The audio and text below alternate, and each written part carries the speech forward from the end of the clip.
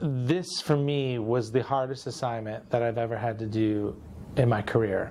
And I've done my share of death, despair, and destruction.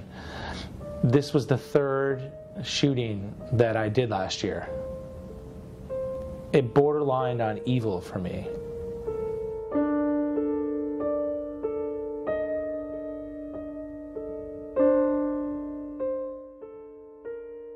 It was really calm. And I think that's what took me by surprise the most, was how quiet it was when I showed up. There was a lot of police personnel, a lot of state troopers. I first saw a bunch of tactical officers putting on their bulletproof vests and grabbing more guns out of their cars and walking not quickly, but with purpose. And some parents running down towards the firehouse, and just a lot of emergency personnel kind of looking very dazed and confused, but there was no sirens. At that point, there was no screaming or yelling. From my 20 years of covering news, you don't wait for news to develop to start running on it, because then you're already behind. Idris was on his way, and there were other photographers mobilizing, so they said, just start getting stuff out. Just start transmitting whatever you can. What he was looking at was just a slew of ambulances and fire trucks and police cars. The parents had been brought into the back part of the fire department, and they were starting to come out and starting to react and cry. The little girl just looked like such an adult. Less than 2 hours after the photo hit the wire, I started to receive threats on Twitter. People around the country thought that it was exploiting the children. And then there was a larger camp of people that thought that it embodied the essence of the event of the day, that it showed the innocence of the children. Basically, I arrived on scene around 12:30, and from about 1 p.m. I was standing across from the firehouse watching parents arrive and leave with their kids, and watching some family members gather outside the firehouse, consoling each other. I ended up realizing that a couple that I had photographed were the parents of Grace McDonald, a 7-year-old girl who had lost her life that day. And they're walking out, they're very emotional. And I was following them, and they saw another couple. I could tell from Lynn's eyes, and she kind of quickly paced towards someone to give him a hug. So I photograph her, and then in the back I see this man, and he looks towards the sky. As soon as he looks towards the sky, this is exactly what I'm feeling in my heart for the last hours. Like, I just can't believe somebody would do this, that this event actually happened. What if this happened with my child? I wanted to go back home and be with my children. At that stage, you realize how precious life is, and especially a 6- and 7-year-old, they're so full of happiness. And after a difficult day of covering an event like this or other events that I've covered, whatever you've gone through in the day, you go home and your 6-year-old makes you feel so happy because they're full of life. Any type of negative energy you've had from that day just disappears, and they bring you so much happiness. And I was just felt heartbroken that the parents wouldn't have that to go home to.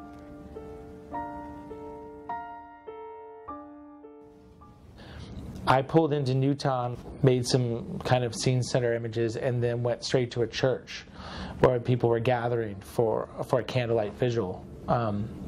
Which was kind of interesting to think that they were going to do it 4 or 5 hours after the actual event happened. I mean, there was an outpouring outside the church. There's like a standing. People couldn't even get inside the church. And to see the sorrow and the grief on the faces of the parents of children and people in the community, struck home with me again, because I had done already 2 of those this year. Just senseless acts of horrific violence. But this just took it to a whole nother level when it was involving such young children. I'm not ashamed to admit it. I cried several times, and I actually took a step back from shooting it several times. I cried on the way up there. I cried when I got there.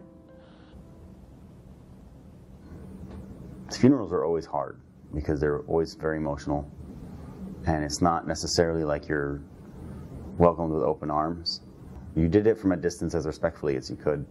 Authorities would say, look, you guys can be across the street on this sidewalk, and that's it. And everyone would respect that. I don't think there was a single person at any point who tried to sneak in or anything like that. In a situation like that, you have to try to make pictures of people being emotional coming and going from a funeral home like that. Those are sort of the visual descriptions of how people are feeling, and I think that this was a tragedy that struck so many people around the world as being so horrible that they had to see that. I mean, I did 4 funerals for 8-year-olds in 2 days. That can get really tough on the head.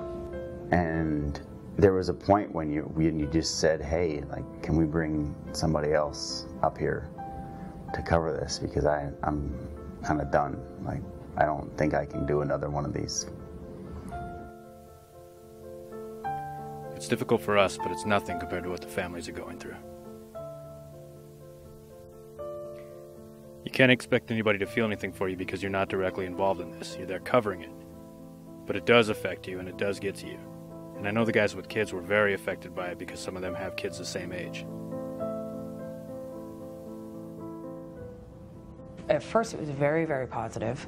I mean, constantly having people from the community that would come up, you'd start talking to them to get their name, and they'd hug you, and do you guys need anything? I mean, I met lovely people that opened their homes and said, we'll cook dinner for your whole team. Just come on by, just call us if you need a shower, whatever you need. And then you'd get, as time went on and more media showed up, it was overwhelming.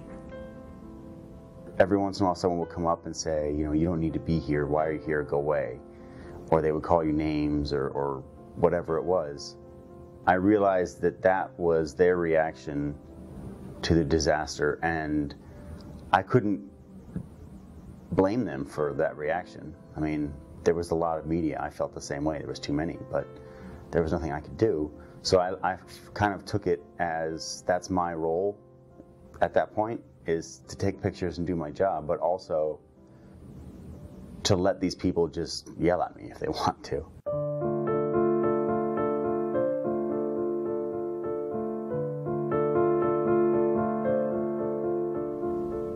I worked a lot around the memorial that grew in the center of town, and made some of the best pictures that I made during that time there around that memorial.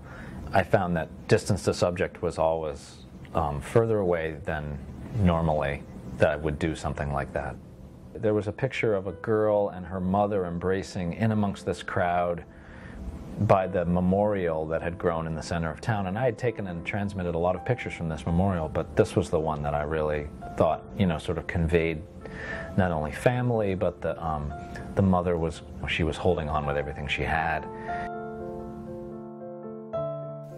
People were coming out, dropping off teddy bears, dropping off flowers, dropping off ornaments to the many different trees that were set up at these makeshift memorials.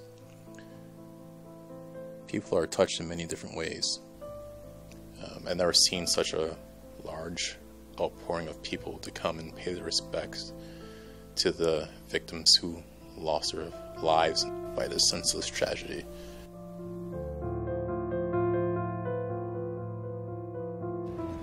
On Christmas and on Christmas Eve, I was trying to share with the audience what parents must be feeling on Christmas Eve and Christmas morning, having that void, emptiness in their life. I went home and I hugged my kids. It made me grounded. Every time you do one of these, it makes you feel thankful for what you have. There's no doubt about that. One of the questions I kept asking myself was why? Why? That story will never leave me. So,